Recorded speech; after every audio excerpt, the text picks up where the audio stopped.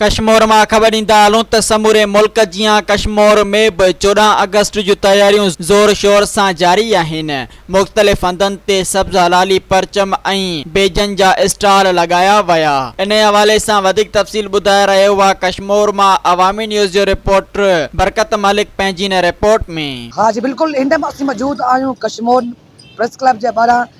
पूरे पाकिस्तान के अंदर कश्मीर में भी 14 खां जो तैयारियूं आहिनि उहे ज़ोर ऐं शोर से जारी आहिनि। अचो तव्हां हिते जे ख़रीदारनि सां ॻाल्हि ॿोल करूं, छा चवणो आहे? खुशी असांखे माशाअल्लाह वीआईपी आहे। पाकिस्तान जी 14 अगस्त जी तैयारी फुल आहे असांजो। तव्हां पाण ॾिसो था झंडा बंडा वीआईपी आहे माहौल आहे। तव्हां ॾिसो पिया कश्मीर में हिन दफ़े भी पहिरियां खां वधीक ज़ोर शोर आहे जश्न आज़ादी के हवाले से। वो ॾींहुं खाली न आहे, रोज़ रैलियूं ऐं पाकिस्तान जा झंडा पाक अफ़वाज जिंदाबाद जा नारा लगदा रहन था।